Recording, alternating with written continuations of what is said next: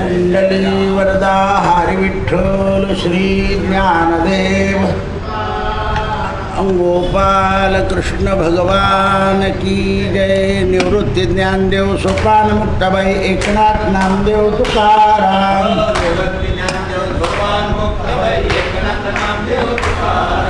एकनाथ नामदेव तुकाराम, एकनाथ नामदेव तुकाराम।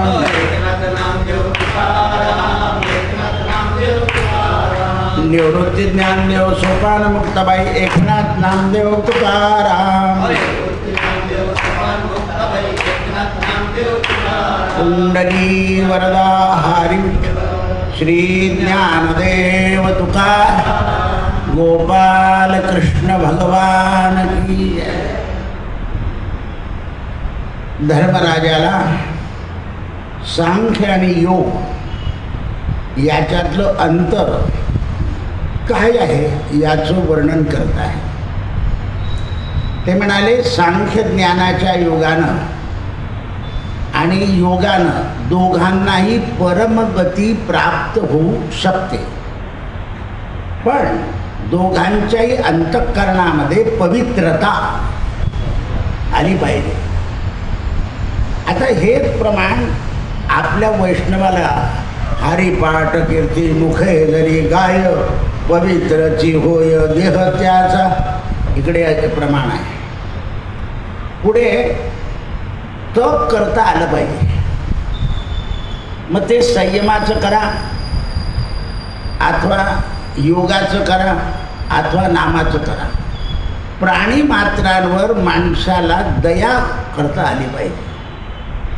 व्रताचं पालन केलं पाहिजे। कोणतंही व्रत किती वर्ष घेतलं आहे त्याचं तेवढ्या वर्षापर्यंत पालन झालं पाहिजे। या दोघांमध्ये मतांमध्ये समानता आहे, म्हणून शास्त्र प्रक्रियामध्ये काही अंतर नाही, म्हणजे सांख्य योगात आणि योगामध्ये।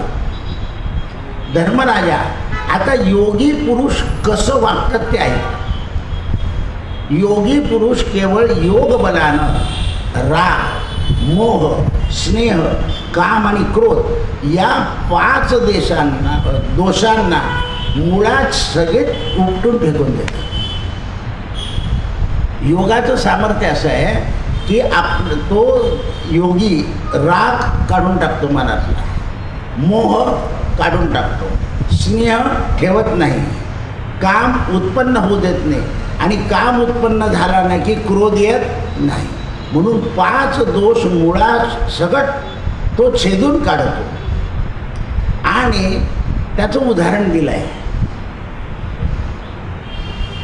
कोळ्यानं जाळं फेकलं, जाळ्यामध्ये छोटे मासे येतात मोठे येतात। मोठे मासे आपल्या दातानं जाळं कतरून बाहेर पडून जातात, पण छोट्या माशांना मात्र जाळं कतरता येत नाही।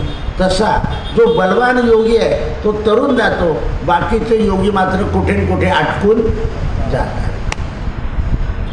जसे चांगदेव महाराज अहंकारात अटकून गेले, हम भी कुछ आणि आपण सुद्धा हम भी कुछ असं आहे, कुठेतरी अटकून जातात। मोठा मासा जो असतो ना तो जसं सरळ निघून जातो, दाताने कतरून टाकतो निघून जातो।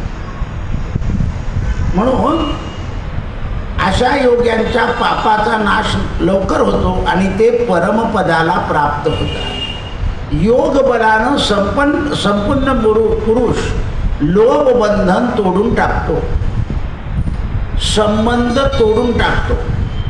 परमनिर्मल कल्याण मार्ग म्हणजे त्याचा मोक्ष आहे, म्हणून त्याला लवकर मोक्ष मिळून जातो।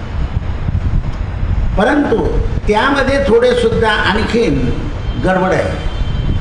एवढंसं इंधन असतं, म्हणजे चिंगी एवढी, गवत मोठं।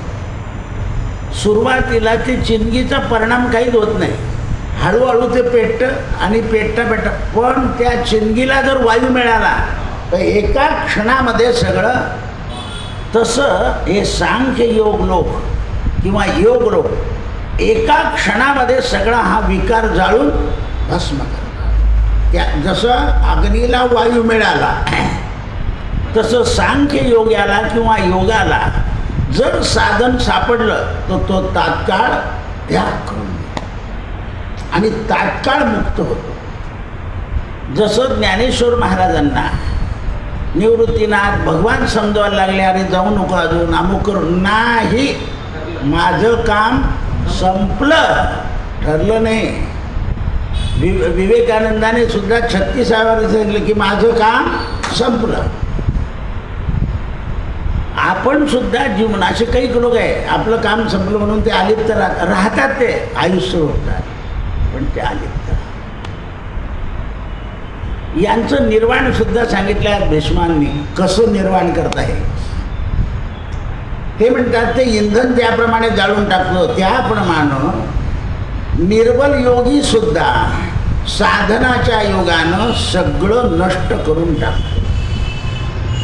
साधन माणसाला साध्य झालं पाहिजे आणि साधनाच्या मागे आपलं ध्येय पाहिजे. म्हणून योगी एका ठिकाणी रमत नाही. रमला की गमला, हरणापायी गमले. म्हणून हवा ज्याप्रमाणे प्रबल झाली की संपूर्ण असलेलं भस्म करून टाकते, त्याप्रमाणे योग बलाच्या योगानं महाशक्तिमान मनुष्य सगळं भस्म करतो.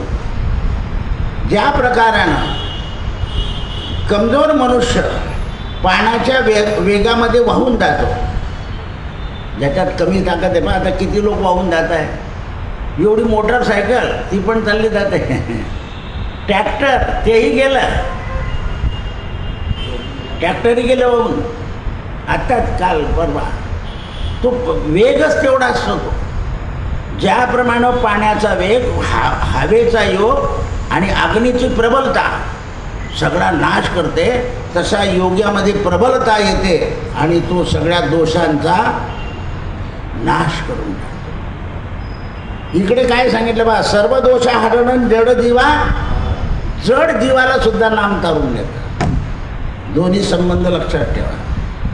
आपलं कमी दर्जाचं आहे असं समजायचं नाही, पण आपण कमी दर्जाचे हे लक्षात ठेवायचं.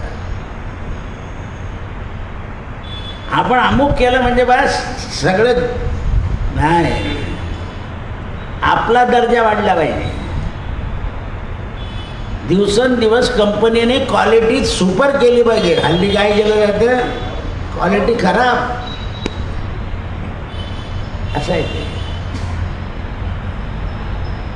पूर्वी बऱ्हाणपूरला हातमागाचे वस्त्र मिळायचे, धोत्र पांढरे दिसायचे नाही, घरी आणून पांढरे करावे लागायचे, पण वर्षभर टिकायचे. म्हणजे मी जेव्हा पहिलं धोत्र नेसलो तेव्हा 9 रुपयाचा जोडा होता बऱ्हाणपूरचा. 9 रुपयात 2 धोत्र होते. आता 900 रुपयाचे 2 शून्य आले. त्याच्या पुढे गेले तर आणखी नाही, पण 900 रुपयाचे 2 आहे. 500 रुपयाच्या खाली एक पाणी येत नाही. हा स्लॅब टाकला तेव्हा 10 रुपये कोणी होती 65 साली. 10 रुपये पा केवढा बीम टाकला आहे, म्हणजे याच्यामध्ये एक लोखंडी बीम आहे आणि वरतून ती जाळी केली आणि त्याच्यात कॉन्क्रीट भरला आहे. म्हणून मध्ये कुठे खांब.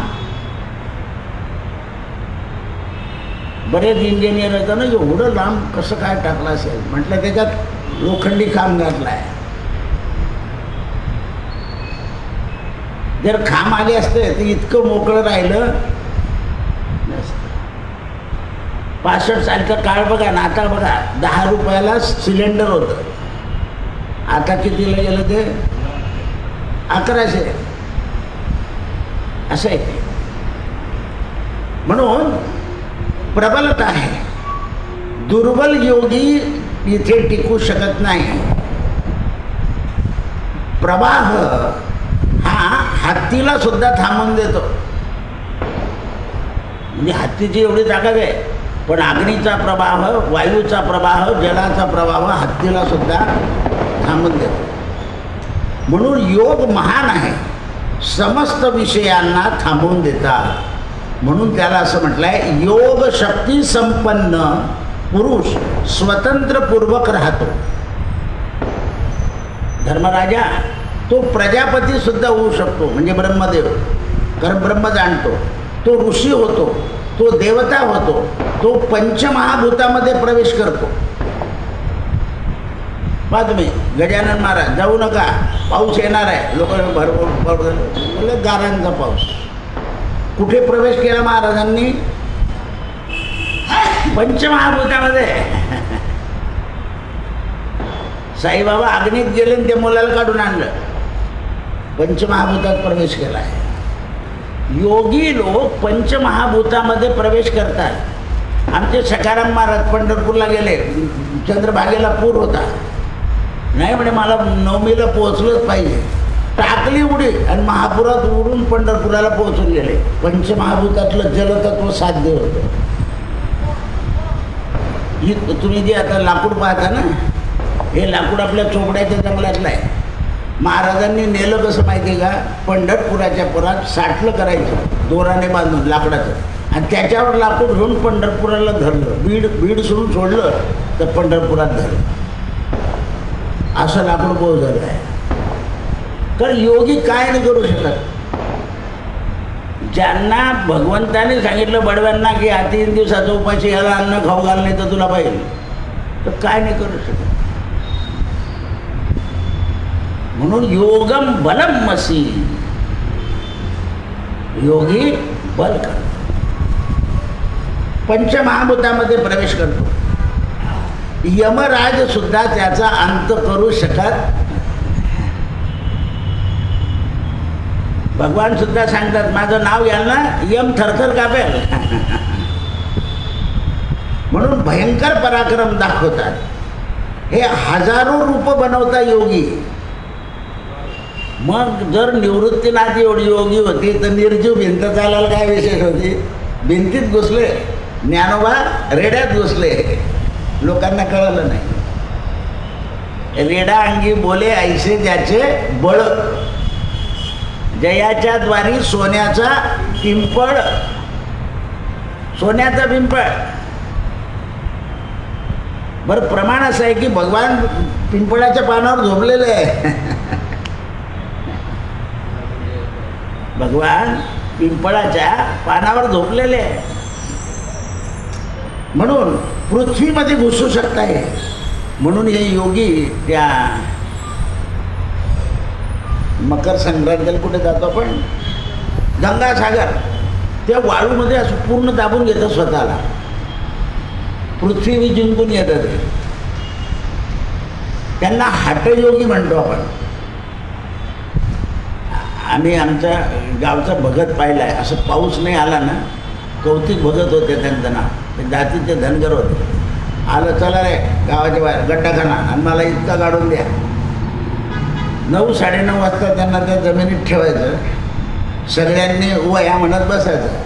2:30 वाजे तोपर्यंत पाऊस आलाच पाहिजे. पण ते लगेच मृगाच्या पहिल्याच आठवड्यात गाडून निघेल. आराधना लागलं की मग, कारण देवाला सुद्धा अति त्रास द्यायचा, एवढंच मुंडकवरती राहायचं त्यांना.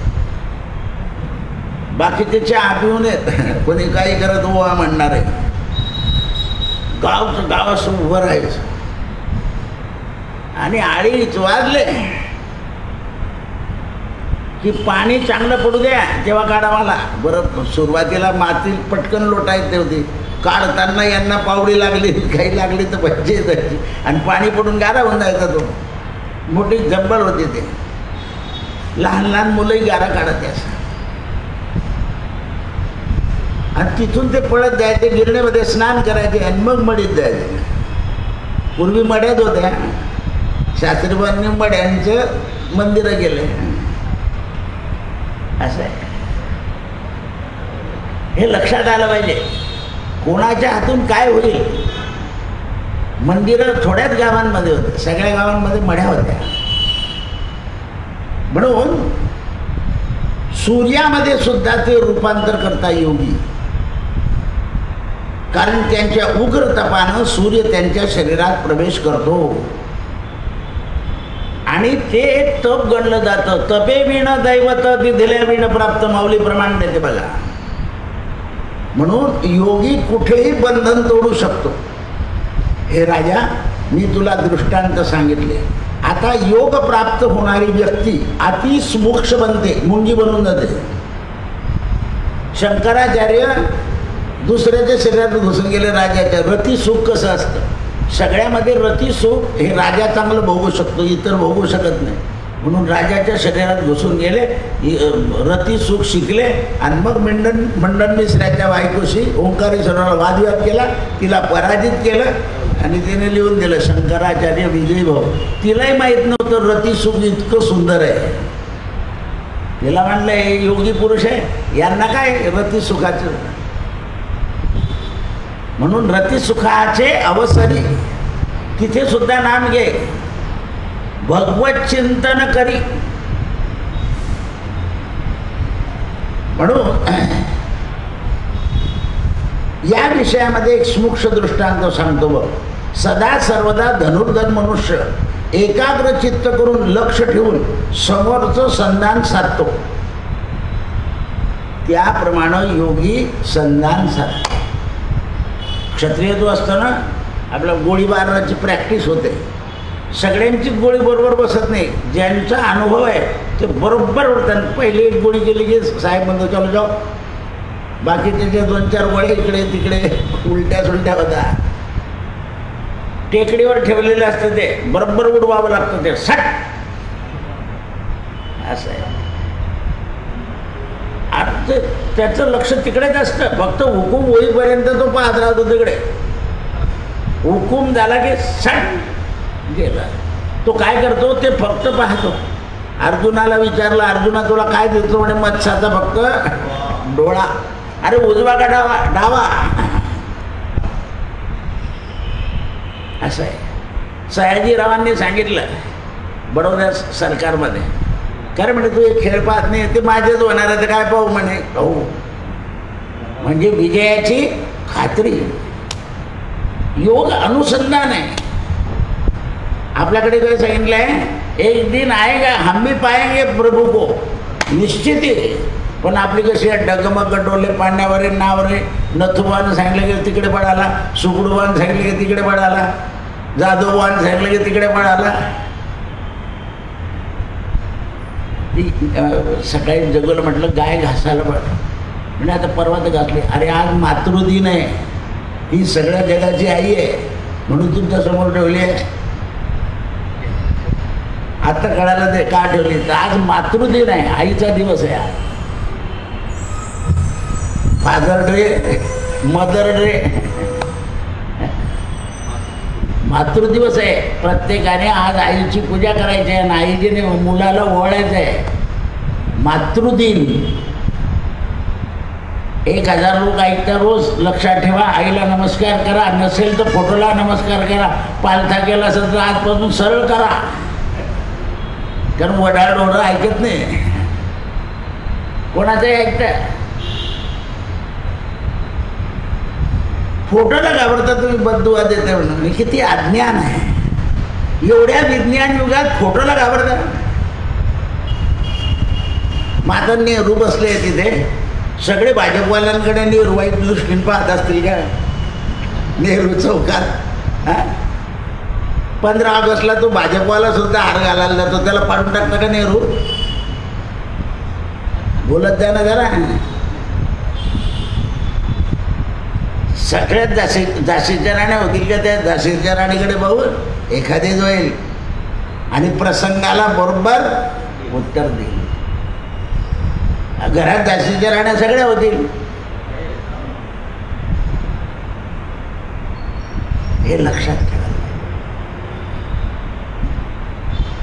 मी आत्ताच उदाहरण सांगितलं ना की पूर्वी माणसं काय करायचे, मुलं सांगायचे बाबा आईनं खूप मारलं, तू थांब मी नंतर विचारेन तिला, तू बोल नको.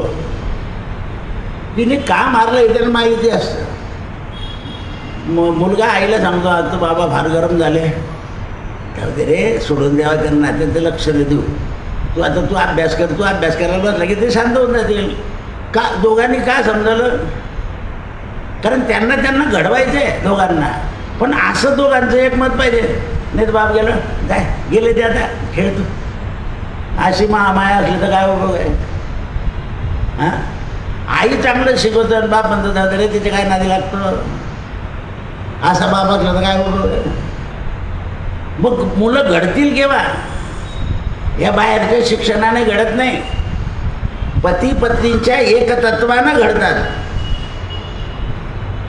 त्यांचं एक तत्व पाहिजे. एक तत्व नुसत्या याच्यावरून दिसत नाही, ते मताला सहमत झालं पाहिजे, विपरीत मत सोडून दिलं पाहिजे, योग्य मताचा स्वीकार केला पाहिजे. म्हणून लक्षात ठेव, ते नक्की मोक्षाला जातात, कारण त्यांची पात्रता तशी असते. हे पुरुष एकाग्र चित्तानं शिड्या चढत जातात. हे 7 सोपान आहे आपल्याला जायचे. ज्या शिडीने वरती चढतात त्या शिडीने आपण खाली उतरतो बघा. ते काल मध्ये द्वादशीला वास्तूला गेले, ते म्हणजे लिफ्ट बाहेर काय रे, एकटं म्हटलं आणि काय लिफ्ट चढत चढायची सवय नाही, आळशी होऊन जातो मनुष्य. म्हटलं ते परवा अटकली, सकाराम महाराज अटकून गेले होते त्याच्यात येडा.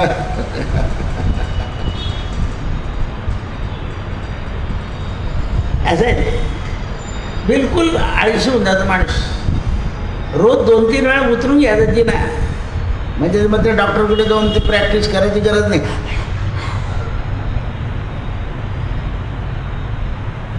असे निर्जीव झाले माणसं, तसे निर्जीव, कारण भोग प्रधान आहे. निर्जीव व्हायला कारण काय आहे?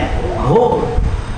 आणि रोज म्हणतात गोंधळकर म्हणा, भोगा संगे कधी न गुंतावे, हाची सुबोध गुरुचा नामा परते न सत्य मानावे. भाकरी थापतो का भजन करतो कोण आठवतो? लक्षात आलं पाहिजे. परवा तुम्हाला दृष्टांत दिला ना मी एकादशी दिवशी, की सद्गुरू स्वप्नात येऊन किती गजानन महाराज डुकरं हाकला गेले तिथे. एकादशीला सांगितलं ना, हा गाढव इकडच्या जंगलात डुकरं आले होते.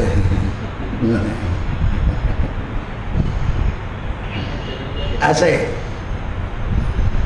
आज कोर्टाने न्याय दिला की त्या कुत्र्यांना 14 लोकांना चावतील.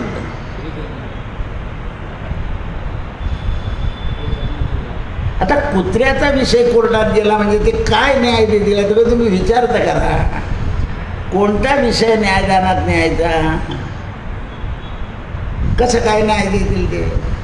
अहिंसा पूर्व धर्म जर आहे तर तिथे न्याय देता नाही येणार. कोणताही विषय घेऊन जाता तुम्ही हायकोर्टामध्ये, सुप्रीम कोर्टामध्ये, तो राजांना काही निर्णय घ्यायचे अधिकार ठेवले पाहिजे. ते कसं काय न्याय देतील ते त्याच्याबद्दल? शेवटी काय होईल, ज्याला चावला तो मारेल, मला चावला म्हणून मारलं, सुटलं समजलं.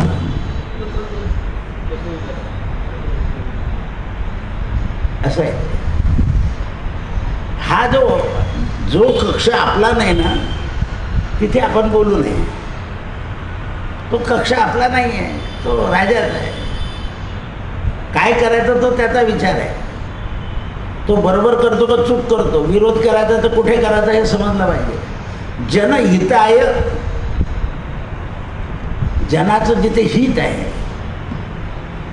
म्हणून ते म्हणतात योगयुक्त होऊन आत्म्याच्या परमात्म्यामध्ये ते स्थिर होतात. म्हणून आत्मा अत्यंत निर्मळ आहे, कसा सूर्या समान तेजस्वी. म्हणून समुद्रामधली नाव मल्ल ज्या बुद्धीचा असेल, आता बा त्या 2 पोरींनी समुद्राची पूर्ण पृथ्वी प्रदक्षिणा केली. 2च मुली होत्या त्या जहाजामध्ये. त्यांनी बरोबर ते नेऊन सोडलं जहाज. आता 2 स्त्री शक्तीने तेवढी प्रदक्षिणा करून दाखवली. आता अंतरात गेलेला सुद्धा काय सांगतो, इथल्यापेक्षा भारत वरतून छान दिसतो.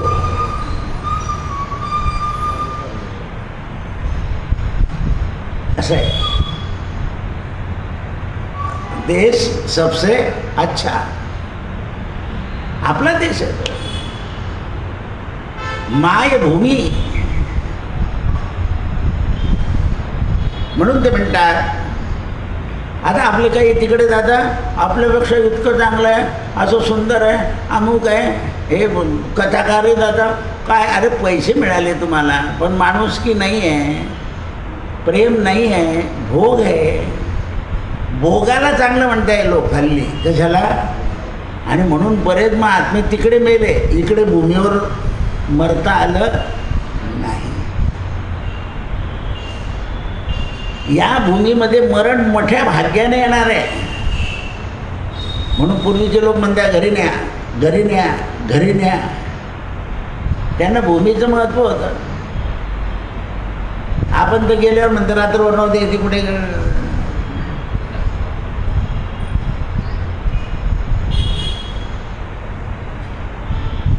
अजूनही बरेच लोक दवाखान्यात जाताना आपली चादर घेऊन जातात घरची. असं आहे. कारण अनेक लोक झोपलेले असतात त्याच्यावर, रोगी, म्हणून वरची चादर आपली टाकतात, आपला रुमाल त्या उशीवर टाकतात. आणि बरेच लोक रेल्वेतली घरी घेऊन येतात.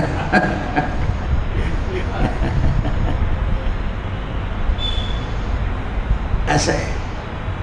म्हणून ते म्हणतात की समाधीच्या द्वारानं मनाला परमात्म्याकडे लावतात आणि दुर्गम असं परमधान प्राप्त करून घेतात योगी.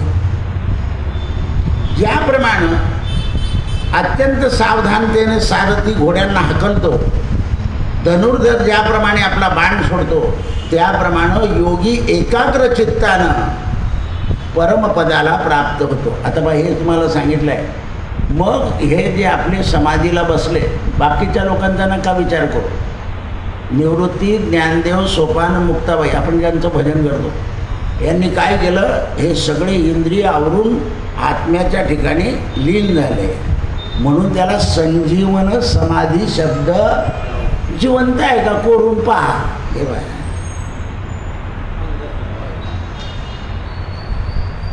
तो जो वायू बाहेर पडणार होता त्याला स्थिर केला त्यांनी. त्याची प्राज्ञा असं आहे ते. लक्षात, हे लक्षात आलं पाहिजे.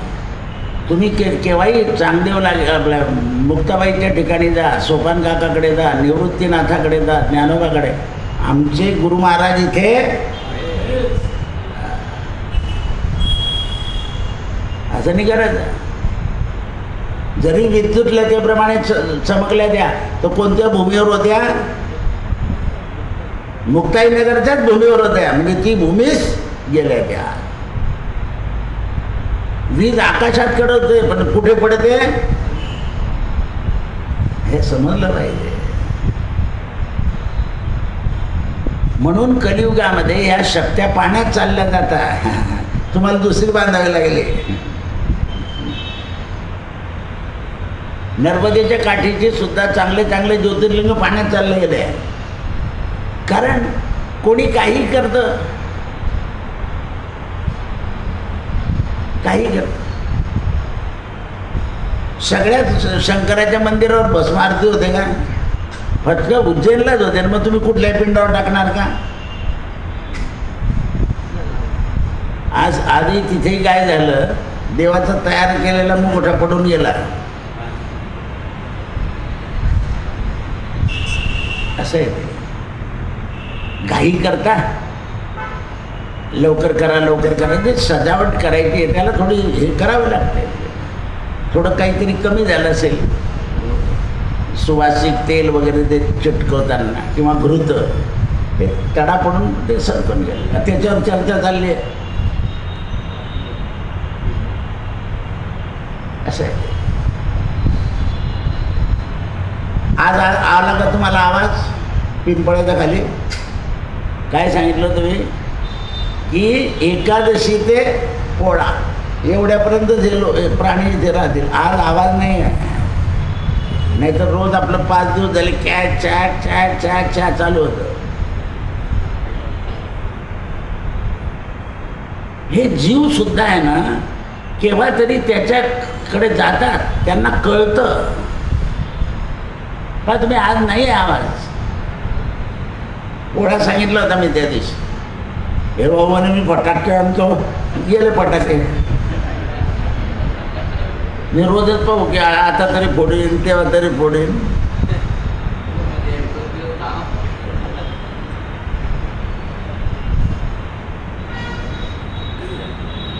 हे जी प्राणी आहे ना, हे सुद्धा काशी विश्वेश्वरावर 2 घुबडी आवल्या पांढऱ्या, हे चर्चा चालली आहे त्याची.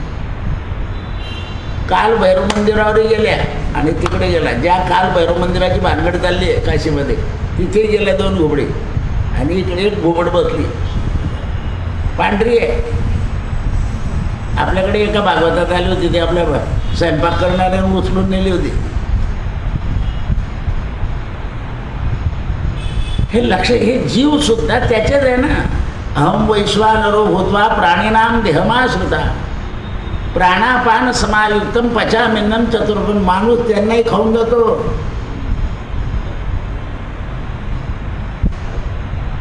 असं आहे. माणसाला काही खायला काही पुरतच नाही. म्हणून त्यावेळेस अत्यंत दुर्गम स्थान जे परम ते प्राप्त करून घेतात. कारण हे इंद्रिय जे आहे त्यांना ते लगाम लावून ठेवतात.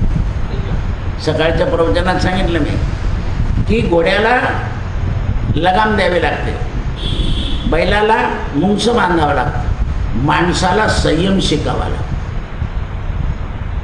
हत्तीला अंकुश. प्रत्येक पाण्याचे वेगळे आहे. बकरीला वरतून टोला, नाही तर ती बकर केव्हाच ओढते. अशी हिरवीगार तुळशी दिसली ना तरी 2 पाय ठेवलं आणि खाऊन जाईल ती.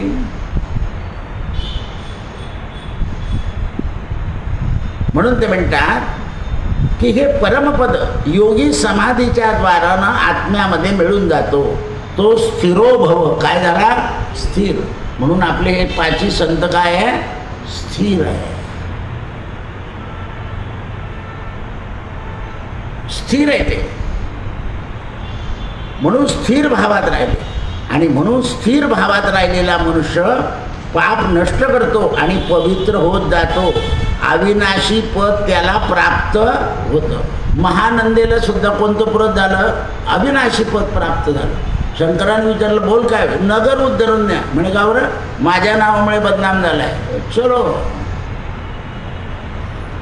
सगळ्यांपेक्षा सगळे एकटे गेले. ती म्हणे नाही, हे नगर. 2च लोक झाले नगर घेऊन जाणारे, राम आणि महानंदा. दुसरं कोणी नेलं नाही.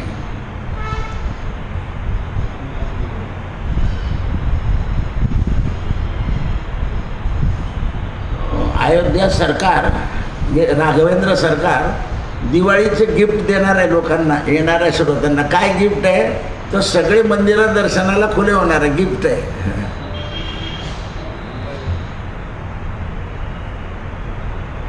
असं आहे. आता जे जाऊन आले ते म्हणतील पुन्हा जायला पाहिजे, उत्सुकता वाढेल ना. आता गिफ्टमध्ये काय काय आहे ते.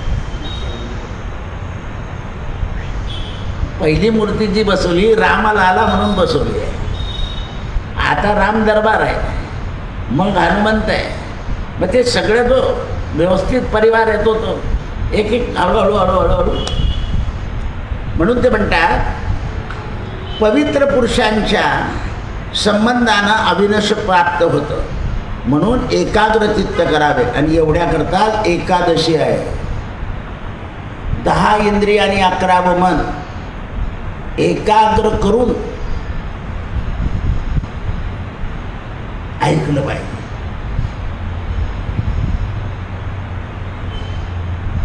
एकादशी तेवढ्या करताच आहे. नाही उपोषण झालं तर संकीर्तन करा,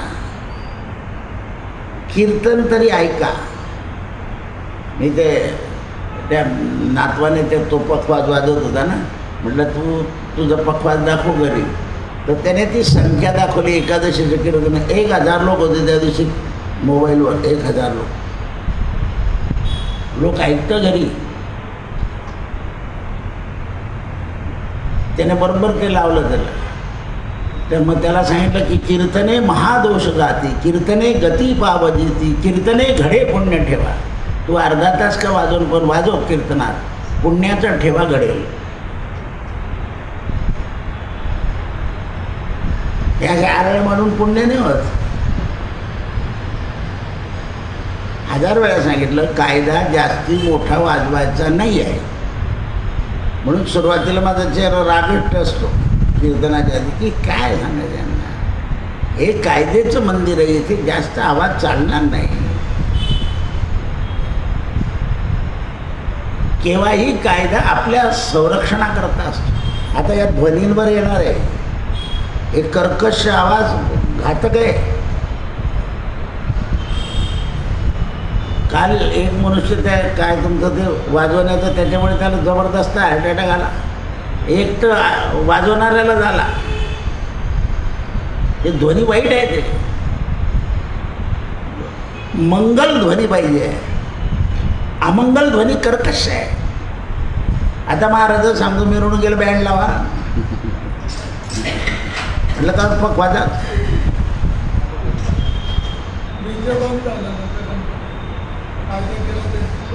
करावाच लागेल. लोक पडताय खाली. मी सांगितलं मी त्या मिरवणुकीला गेलो नाही. 6 DJ संतांची मिरवणूक मिळेल.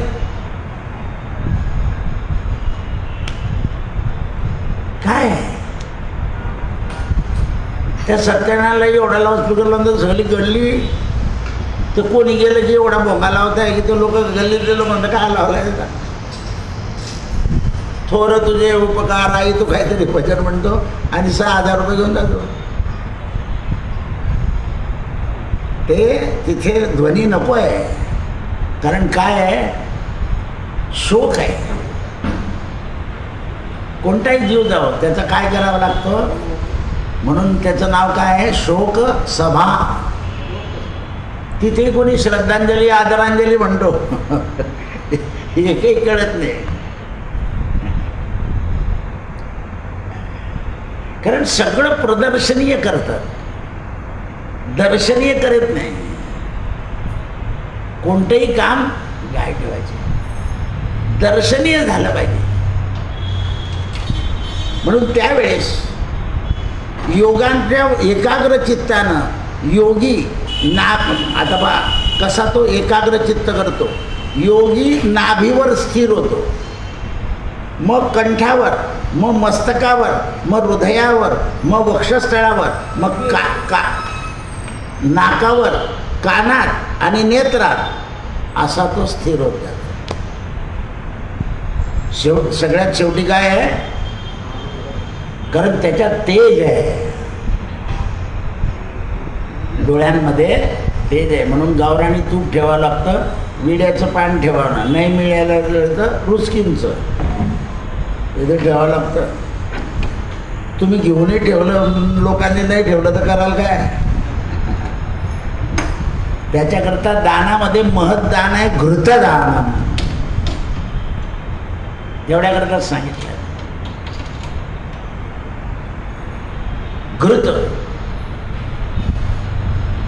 एकाग्र चित्त करतात, नेत्र बंद करतात आणि धारणा करून आत्म्यामध्ये युक्त होतात. शुभाशुभ कर्म काही उरत नाही. स्वतः मुक्त होऊन दर्शन देणाऱ्याला मुक्त करतात, दर्शन घेणाऱ्याला मुक्त करतात. धर्मराजानं विचारलं, महाराज पितामह योगी लोकांचा आहार कसा असतो, योग शक्ती कोणत्या आहाराने प्राप्त होते. भीष्म म्हणतात धान, तिळीचं तेल आणि तूप आणि तेल याचा परित्याग करावा लागतो, तेव्हा योग बल वाढतं. आपल्याकडे कसं आहे, तूप तीळ तेल खाल्लं की बल येतं असं संसारात आहे. तिथे तसं नाही आहे. पुढे दीर्घकाळ प्रतिदिवशी रुक्ष आपण जी हाव खातो ती खायला सांगितली आहे. मी 6 दिवस त्याचा अनुभव घेतला. लेट ते डॉक्टर म्हणाले तुम्ही थकून जाल आणि मरून जाल. म्हटलं नाही रे येडा. हिंदी भाषेमध्ये लापसी सांगितली आहे. बरोबर. आणि योग साधनेनं चित्त शुद्ध होतं. योग बलवान तृप्ती झाल्यानंतर तो दूध, आता हे मी दुपारी वाचत होतं ना, माझ्या डोळ्यातून आता येत नाही आहे, पण तेव्हा आसू आले. योगी लोक दूध पाणी घेऊन काही दिवस राहतात. दूध आणि पाणी एकत्र करतात. बाबांनी फाल्गुन शुद्ध एकादशीला दूध पाणी एकत्र करून सुरू केलं होतं. ते दूध पाणी त्यांनी फाल्गुन वद्य एकादशीपर्यंत घेतलं. आणि एकादशीला मालन बनवलं. त्यांना आता कधी गडबड केली, नुसतं पाणी द्यायचं म्हणे मला आता. ते इथे सापडलं तो मुद्दा. तर नुसतं पाणी पितात ते पश्चात, आणि फक्त तुलसी दलम. ज्यावेळेला काशीचे देवजी शास्त्री आले ना, तेव्हा ते थोडे ग्लानी यायची त्यांना. तर त्यांनी मला फोन केली, म्हणून लगेच तुळशीपत्र दिलं. त्यांनी त्यांच्या हातावर तुळशीपत्र ठेवलं. त्या माणसाने तिथेच टाकून दिलं. ते शास्त्रीबाबा बाहेर आलं, त्यांना बसवलं, पाणी दिलं. त्यांनी सर्व संघ परित्याग केला आहे, ते द्रव्य देणार नाही म्हटलं. मग मी 1000 रुपये दिले, त्यांना नमस्कार केला. तेव्हा त्याला ते हात लावत नव्हते ना, द्रव्याला हात नाही घेत नव्हते हातात. ते शेवटी तिकडे टाकून. म्हणून त्यांनी त्यांच्या हातात तुळशीपत्र. वैष्णव असतात तर तुळशीपत्र मस्तकावर धरलेलं असतं. असं आहे, मस्तकावर धरलं असतं. म्हणून संतोषने एका लहान मुलाला चॉकलेट दिली आणि त्याने तिथून फोन आणलं. त्या पवनचा तो पुतण्या होता. तो तिथे आल्यानंतर त्याने फूल माझ्या हातात दिलं आणि चॉकलेट घेतलं. मी एकदम त्याला असं जवळ घेतलं. तर फूल दिलं पाहिजे हे त्याला समजलं. चॉकलेट त्याला दिली होती त्याने ती जवळ ठेवली. ते म्हणे का बरं घातलं तुम्ही? अरे त्याला कळालं ना फूल ब्राह्मणाला द्यावं. त्याने बरोबर फूल दिलं माझ्या हातामध्ये. लहान पोरगं खेळत होतं, याने त्याला चॉकलेट दिली. पण त्याने बरोबर चॉकलेट हातात ठेवली आणि फूल माझ्या हातात दिलं. योग्य आहे ते, पण काय द्यावं हे कळालं. चॉकलेट दिली असते तर मी त्याला परत देऊन दिली असते. फूल देता आलं का मला? स्वीकारावं लागलं. मुद्दा लक्षात ठेवा. म्हणून बालबुद्धीसुद्धा केव्हा श्रेष्ठ ठरून जाते. आपण विचार करायला लागून जातो, याला एवढं कसं काय समजलं. ती बुद्धी आहे, बुद्धीचं वैशिष्ट्य आहे. म्हणून ते म्हणतात 1 महिन्यापर्यंत ते दूध पाणी घेतात, नंतर नुसतं पाणी पितात. आणि पाणी ग्रहण करत असताना तुलसी दल, बिल्वदल, योगाची जशी शक्ती असेल तशी, त्याच्यामुळे काम, क्रोध, शीत, उष्ण, वर्ष, भय, शोक, श्वास हे सगळे दूर होतात. असंतोष दूर होतो, घोर तृष्णा दूर होते, स्पर्श, निद्रा, आलस्य जिंकली जाते आणि तो महाप्राज्ञावान होऊन ईश्वरात समर्पण होतो. कृष्णार्पणम. सत्यगुरु राये कृपा मज केली, सापडविले वाटे दाता गंगा स्नाना. भोजना मागती दीपभावशेर,